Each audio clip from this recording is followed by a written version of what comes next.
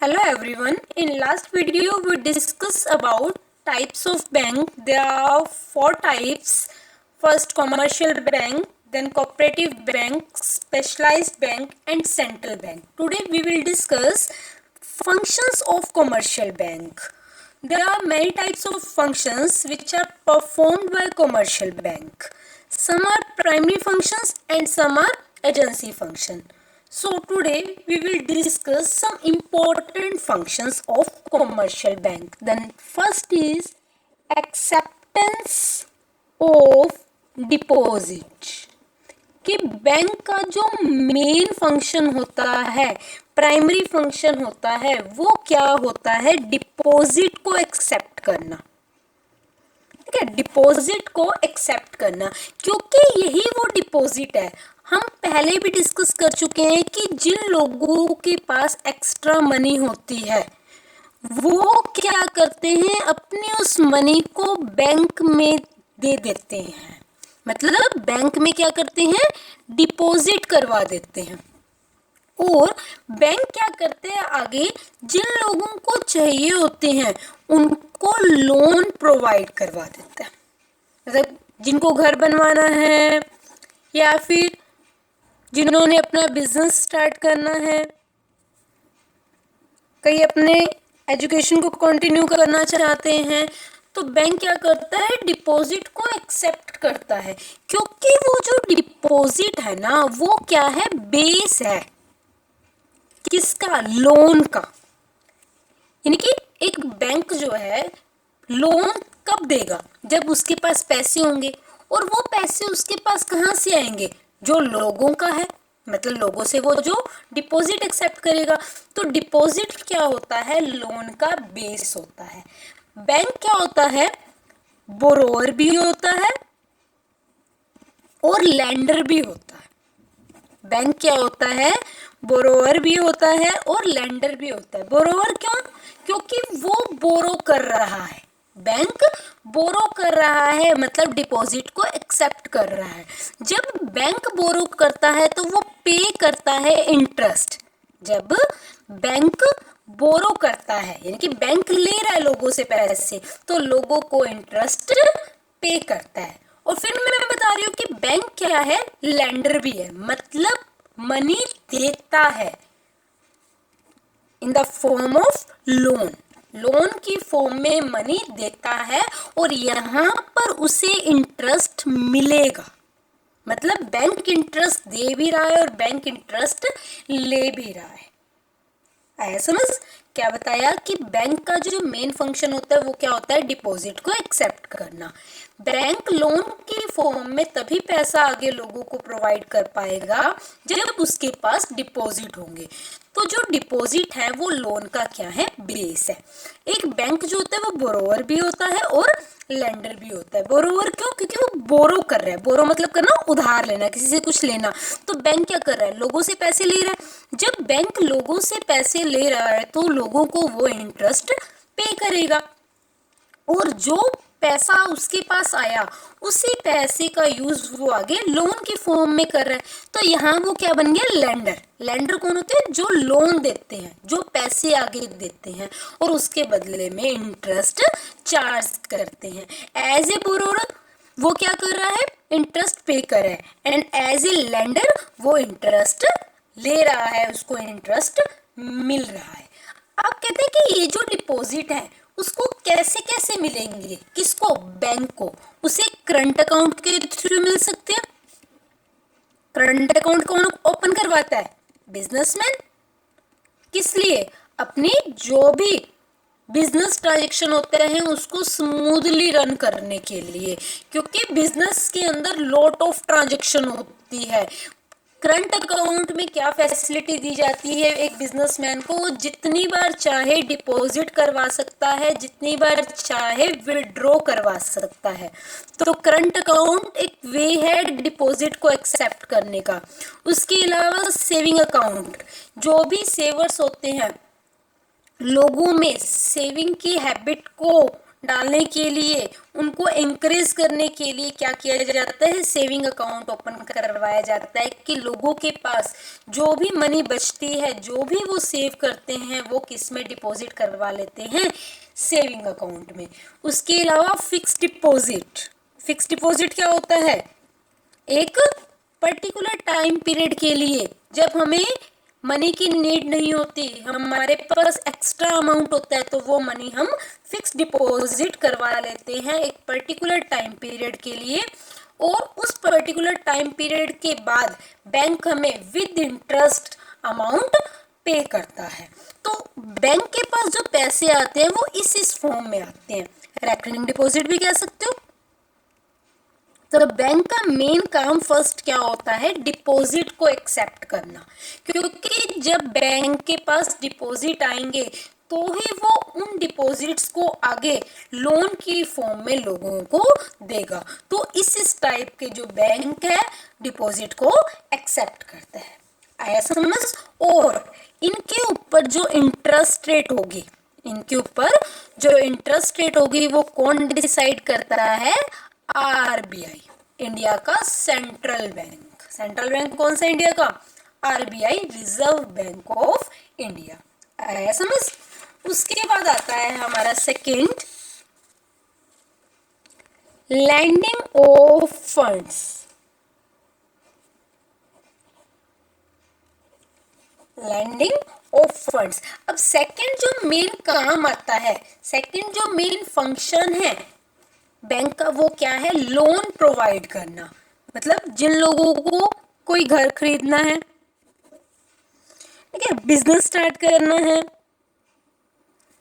नई गाड़ी खरीदनी है, तो अब उन लोगों के पास पैसे नहीं है, वो क्या करते हैं, बैंक के पास जाते हैं कि हमें मनी चाहिए।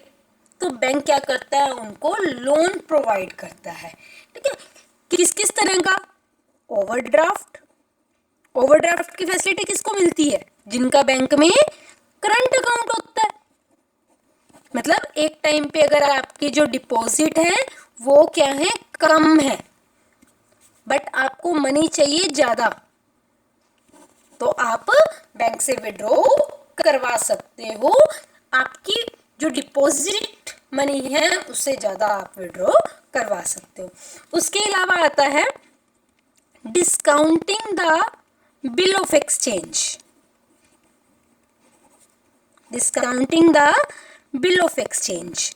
बिल ऑफ एक्सचेंज क्या होता है, पढ़ रखा होगा आपने, चलो बता देती हूँ कि क्या होता है। जिस टाइम पर गुड्स को क्रेडिट पर सेल किया जाता है, जिस टाइम पर गुड्स को क्रेडिट पर सेल किया जाता है, अब जब सेल किया जा रहा है तो टू पार्टीज होंगी, एक सेलर एक बायर, ठीक है। सेलर ने गुड्स बेची बायर को, कब, क्रेडिट पर, ठीक है। तो सेलर क्या करता है, एक बिल राइट करता है। क्या करेगा, एक बिल राइट करेगा, उस बिल के ऊपर अमाउंट लिखा होगा, ठीक है, कि बायर मुझे इस टाइम तक पे कर देगा। सेलर उस बिल को दे देता है बायर को, बायर क्या करता है, उस बिल पर साइन कर देता है, मतलब उस बिल को एक्सेप्ट कर लेता है, और साइन करके वो बिल वापस दे देता है सेलर को। जो उस बिल में लिखा गया है कि जो बायर है वो मुझे इस टाइम तक इतना अमाउंट दे देगा। जो बिल होता है 3 मंथ्स के लिए लिखा गया, 2 मंथ्स के लिए लिखा गया, इस तरह से होता है, ठीक है। कि मान लो आज क्या डेट है, 17 में बिल लिखा गया 3 मंथ्स के लिए, तो जून जुलाई अगस्त कि जो बायर है वो मुझे 17 अगस्त को पेमेंट करेगा, और इसमें 3 डेज ग्रेस के ऐड किए जाते हैं, यानी कि 20 अगस्त बन गई। बायर ने इसको एक्सेप्ट कर लिया, एक्सेप्ट कर लिया इन द सेंस साइन कर लिए, साइन करके बायर बिल वापस सेलर को दे देता है। जिस टाइम बायर उस बिल को एक्सेप्ट करता है वो बिल बन जाता है ट्रेड बिल। क्या बन जाता है, ट्रेड बिल। अब क्या है, सेलर के पास वो बिल आ गया, मतलब सेलर को पैसे मिलेंगे 20 अगस्त। अब क्या है, सेलर को पैसे चाहिए पहले, सेलर ने बायर को कहा, बायर ने कहा मैं तो अपना वही 20 अगस्त की बात हुई है, मैं तो 20 अगस्त को दूंगा क्योंकि मैंने साइन ही तब के किए, मैंने बिल को एक्सेप्ट ही 20 अगस्त के अकॉर्डिंग किए। अब क्या करे बेचारा सेलर, सेलर जाता है बैंक में। कहाँ जाता है? बैंक में। बैंक वालों को कहता है कि मुझे इस बिल को, मतलब ये जो ट्रेड बिल है, मुझे इस बिल को डिस्काउंट कर दो। मतलब ये देखो, अगर है 10 सितंबर, सेलर को पैसे चाहिए, सॉरी 10 जुलाई, सेलर को पैसे चाहिए 10 जुलाई को, पैसे उसके मिलेंगे 20 अगस्त को। तो जो सेलर है वो बैंक के पास गया 10 जुलाई को कि मुझे पैसे चाहिए, आप इस बिल को ले लो और मुझे पैसे दे दो। ठीक है, तो बैंक क्या करता है, जैसे बिल है 20,000 का, बैंक क्या करेगा, आपको पेमेंट कर देगा 10 जुलाई को कुछ अमाउंट डिडक्ट करके, लाइक उसने 18,000 आपको पे कर दिया। ठीक है, तो बैंक क्या करेगा, एक्सेप्ट करेगा उस बिल को। जिस टाइम बैंक उस बिल को एक्सेप्ट करता है तो वो बन जाता है कॉमर्शियल बिल। ओके, यानी कि बैंक ने क्या की, आपको 10 जुलाई को 18,000 पे कर दिया, यानी कि आपके बिल को डिस्काउंट कर दिया। अब जब ड्यू डेट आएगी 20 अगस्त, तो बैंक क्या करेगा, किससे, बायर से वो पेमेंट कलेक्ट कर लेगा। तो बैंक क्या करे, एक तरह का लोन ही तो प्रोवाइड कर रहा है कि मिलने तो चाहिए थे 20 अगस्त को, लेकिन पेमेंट आपको पहले मिल गई, 10 जुलाई को मिल गई। तो discounting the bill of exchange किसका फंक्शन है, एक बैंक का फंक्शन है। किस लिए, लोन की फॉर्म में पैसे देने के लिए। इसी तरह बैंक क्या करता है, टर्म लोन देता है, मतलब लॉन्ग टर्म के लिए, लाइक बिल्डिंग के लिए, कार बनवाने के लिए, आपने घर बनाना है, उसके लिए बैंक आपको क्या कर रहा है, लोन दे रहा है, जिसके आपको पेमेंट करनी होती है इंस्टॉलमेंट में। 10 to 15 ईयर्स में आपको मनी रिटर्न करनी होती है बैंक को। आया समझ? तो ये था लैंडिंग ऑफ फंक्शन कि बैंक के पास जो भी डिपॉजिट आ जाता है, बैंक क्या करता है, उसको लोन की फॉर्म में आगे दे देता है। जिन लोगों को लोन चाहिए होता है वो ओवरड्राफ्ट की फॉर्म में भी हो सकता है, जिनका बैंक में करंट अकाउंट है, डिपॉजिट उनके कम है, बट एक टाइम पे वो विड्रॉ ज़्यादा करना चाहते हैं, तो वो फैसिलिटी होगी, टर्म लोन होगी, यानी कि लॉन्ग टर्म के लिए जब लोन चाहिए, कुछ भी फिक्स्ड एसेट को परचेज करने के लिए। फिक्स्ड एसेट तो आपको पता है ना क्या होती है, मोर देन 1 ईयर के लिए, land, building, plant and machinery, ये सब चीज़ें। उसके बाद discounting the bill of exchange, seller क्या करता है, जिस टाइम पर क्रेडिट सेल करता है उस टाइम बिल राइट करता है बायर के नाम से। बायर क्या करता है, उस बिल के ऊपर साइन कर देता है, मतलब उस बिल को एक्सेप्ट कर लेता है। जब बायर उस बिल को एक्सेप्ट कर लेता है तो वो बन जाता है ट्रेड बिल, और वो बिल वापस किसको देता है, सेलर को। अब सेलर को पेमेंट चाहिए पहले, तो वो क्या करता है, उस बिल को लेकर जाता है बैंक के पास, और बैंक क्या करता है, कुछ अमाउंट डिडक्ट करके उसको क्या करता है, मनी दे देता है। आया समझ? उसके बाद आ जाता है हमारा थर्ड फंक्शन,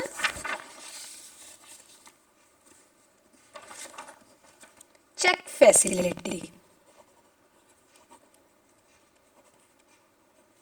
अब आप लोग कई बार क्या करते हो, स्कूल में जाते हो, फीस सबमिट करवाते हो, कई बार तो आप कैश देते हो, कई बार आप क्या कर देते हो, चेक दे देते हो। ठीक है, चेक के ऊपर साइन करके आपके पेरेंट्स दे देते हैं और आप वो चेक क्या करते हो, बैंक में डिपॉजिट करवा देते हो।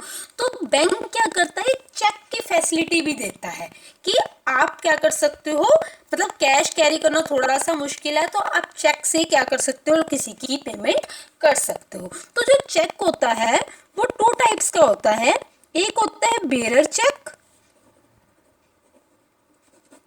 और एक होता है क्रॉस चेक। ठीक है, बेरर चेक क्या होता है, इसको हम अनसिक्योर्ड भी बोलते हैं, अनसिक्योर्ड भी बोलते हैं। मतलब क्या है, एक चेक होगा, उस चेक पे अमाउंट लिखा होता है और उस पर्सन के साइन होते हैं। जिसके पास वो चेक होगा वो बैंक में जाकर मनी बैंक से ले सकता है। अनसिक्योर्ड इसको क्यों कहा गया? क्योंकि मान लो किसी ने मेरे नाम पर चेक दिया और वो चेक मैंने अपने ब्रदर को दे दिया। मेरा ब्रदर बैंक में उस चेक को लेकर गया, बैंक वालों ने उस चेक को लेकर और उसको पैसे दे दिए। तो ये अनसिक्योर्ड क्यों है? बाय चांस अगर मान लो मैं उस चेक को लेकर जा रही हूँ और वो चेक रास्ते में गिर गया, अब गिर गया, जिसके हाथ में लगा वो उस चेक को लेकर बैंक में चला गया और बैंक ने क्या कर दी, उसको पेमेंट कर दी। क्योंकि क्या है, बेरर चेक है। जब चेक बेरर होता है तो जिसके पास भी वो चेक होगा पेमेंट बैंक उसी को कर देता है, इसीलिए इसको अनसिक्योर्ड भी बोला जाता है। उसके बाद आता है क्रॉस चेक। क्रॉस चेक क्या होता है? सिक्योर्ड होता है, क्योंकि जिसका नेम लिखा जाएगा, जिस पर्सन का नेम लिखा जाएगा उसी को ही पेमेंट मिलती है। जिसका नेम लिखा जाएगा उसी को ही पेमेंट मिलती है और वो पेमेंट उसको साथ की साथ नहीं मिलेगी, पहले उसके अकाउंट में वो मनी डिपॉजिट होगी, उसके बाद ही वो उस मनी को विड्रॉ करवा सकता है। यहाँ तो हाथों हाथ पेमेंट मिल गई बेरर चेक में और कोई भी ले उसको मिल जाएगी, बट क्रॉस चेक में ऐसा नहीं होता।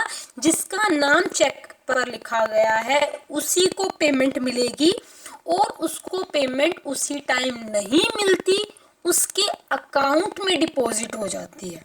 उसके अकाउंट में डिपॉजिट हो जाती है। जब अकाउंट में आ जाएंगे पैसे उसके बाद ही वो पर्सन विड्रॉ करवा सकता है। हुआ क्लियर? उसके बाद आता है fourth function, remittance of funds. Remittance मतलब ट्रांसफर। अब क्या होता था, पहले बिजनेस होते थे स्मॉल स्केल के, मतलब किसी को पेमेंट करनी है उसके वहां जाना पड़ता था उसको पैसे देने के लिए। लेकिन आजकल बिजनेस क्या है, लार्ज स्केल के हैं। लोग बैठे तो यहाँ पर है अपनी सिटी में, लेकिन उनका बिजनेस 5 to 7 अदर सिटीज में भी चल रहा होता है। ठीक है, तो वहां के लोगों को पेमेंट करनी बहुत मुश्किल हो जाता है, डेली वहां तक जाना। तो कमर्शियल बैंक क्या करता है, हमें फैसिलिटी देता है कि हम फंड्स को, जो भी पैसे हैं वो एक अकाउंट से दूसरे अकाउंट में ट्रांसफर कर सकते हैं। मतलब अब हमें एक प्लेस से दूसरे प्लेस पर जाने की नीड नहीं है। हमें बैंक क्या करता है, फंड ट्रांसफर की फैसिलिटी देता है। हम अपनी ही सिटी में रहकर दूसरी सिटी के पर्सन के अकाउंट में मनी ट्रांसफर कर सकते हैं थ्रू बैंक ड्राफ्ट।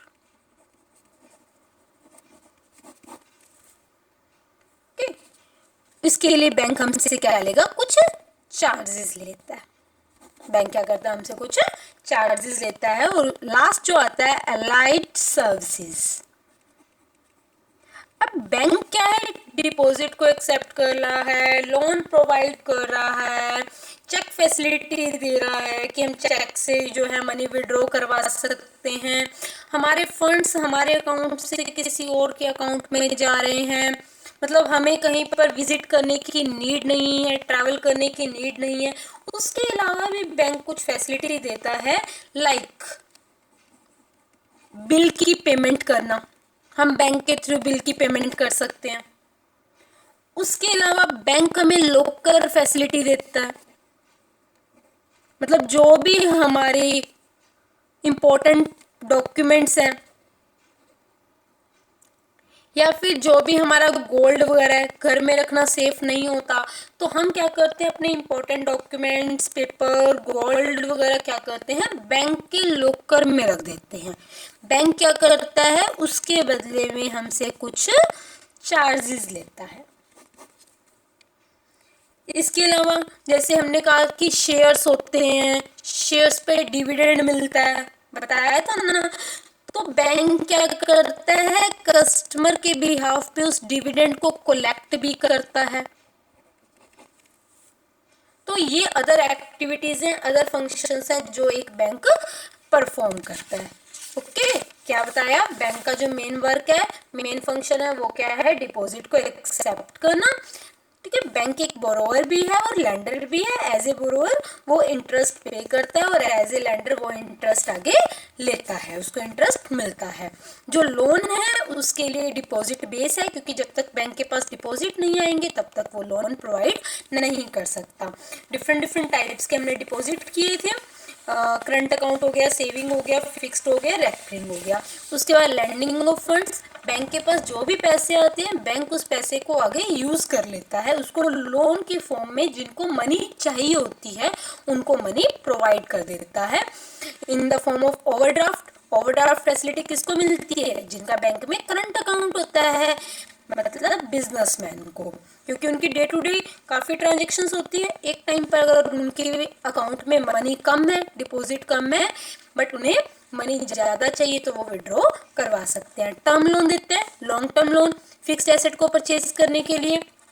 उसके अलावा बैंक बिल ऑफ एक्सचेंज को डिस्काउंट करने की फैसिलिटी भी देता है, मतलब जो भी बिल की डेट है, मैच्योरिटी डेट है, उससे पहले बैंक क्या कर देता है? सेलर को पेमेंट कर देता है। उसके अलावा चेक फैसिलिटी देता है। 2 टाइप्स के चेक होते हैं, बेयरर चेक और क्रॉस चेक। बेयरर चेक क्या होता है? अनसिक्योर्ड होता है, क्योंकि पेमेंट किसी को भी की जा सकती है। और क्रॉस चेक क्या होता है? सिक्योर्ड होता है, क्योंकि जिसका नेम है पड़ा, जिसके नाम से चेक इशू किया गया, पेमेंट उसको मिलेगी और वो भी सबसे पहले उसके अकाउंट में आएगी, उसके बाद ही वो विड्रॉ करवा सकता है। उसके बाद फंड्स को एक प्लेस से दूसरे प्लेस पर ले जाना इजी हो जाता है, ट्रांसफर हो जाता है थ्रू बैंक ड्राफ्ट। और last allied services, bank other types की सर्विसेज भी अदर टाइप के फंक्शंस पे परफॉर्म करता है, लाइक लॉकर फैसिलिटी होगी। उसके बाद क्या होता है? बिल की पेमेंट करना, इंश्योरेंस प्रीमियम हमने पे करना है तो बैंक हमसे क्या करता है? उसके बदले में कुछ चार्जेस लेता है और हमें ये फैसिलिटी प्रोवाइड करता है। आई होप सबको अच्छे से जो कमर्शियल बैंक के फंक्शंस हैं समझ में आ गया होगा। Enough for today, thank you, have a nice day.